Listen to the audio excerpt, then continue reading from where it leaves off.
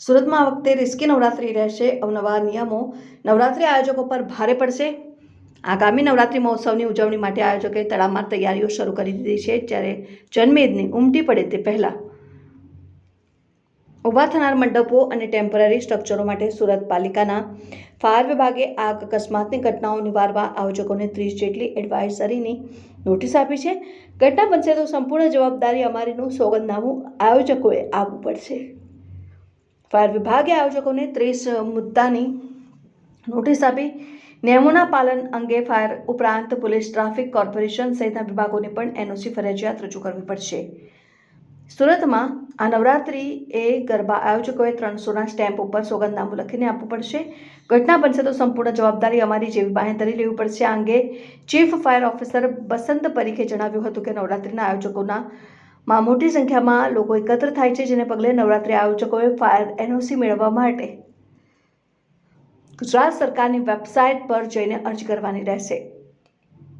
fscop.gujfiresafety.cop.in પર આયોજકોએ અરજી કરીને ફાયરનો અભિપ્રાય મેળવવો ફરજિયાત રહેશે. આ નવરાત્રી મંડપો માટે આ નિયમો ફરજિયાત કરાય છે. વાયરિંગ પ્રમાણિત એન્જિનિયર પાસે ચેક કરાવવું પડશે અને મંડપ અને ટેમ્પરરી સ્ટ્રક્ચર સ્કૂલ, હોસ્પિટલ કે જ્વલનશીલ પદાર્થના ગોડાઉન જેવા જોખમી સ્થળોએથી દૂર રાખવું. આયોજન સ્થળ મુખ્ય માર્ગથી 45 મીટરથી વધારે દૂર રાખવું નહીં.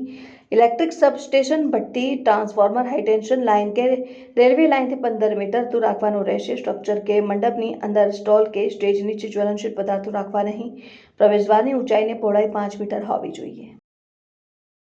इस बार जो गरबा के आयोजक है तो किसी प्रकार का कोई इंसिडेंट नहीं बने, इसके लिए विशेष प्रकार का एसओपी बनाया हुआ है और डायरेक्शन बनाए हुए हैं। 300 रुपये के स्टैम्प पेपर पे उनसे बायदरी ली जाएगी।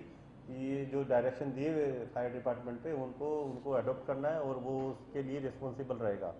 तो आयोजक जो है वो हर एक 15 मीटर पे एक एग्जिट प्रोवाइड करवाएगा पब्लिक को निकलने के लिए और अंदर किसी प्रकार का कोई बैरिकेटिंग नहीं होगा, टेम्परेरी बैरिकेटिंग होगा। कहीं किसी को वायर काट के या इस तरह का कोई स्ट्रक्चर बना देते हैं, उसको बाहर निकलने में पब्लिक को परेशानी आए, इस तरह का कुछ स्ट्रक्चर नहीं बनाया जाएगा। और अंदर जो उनका मैन पावर है, बाउंसर वगैरह है या गार्ड है या फायर का जो फायरमैन वगैरह है, तो उनको trend man power, fire trend man power वहाँ रखना कंपलसरी है, ताकि वो जो अंदर इक्विपमेंट रखे हुए फायर के उनको ऑपरेट कर सके इमरजेंसी में।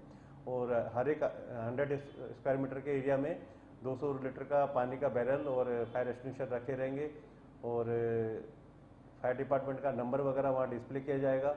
और आयोजक जो है वो वायरिंग जो भी करवा रहा है वहाँ पे इलेक्ट्रिकल फिटिंग करवा रहा है, तो कॉम्पिटेंट पर्सन है इलेक्ट्रिकल डिपार्टमेंट का, उसका एक सर्टिफिकेट फायर डिपार्टमेंट को प्रोवाइड करना कंपलसरी है। तो इस तरह के डायरेक्शन दिए हुए हैं।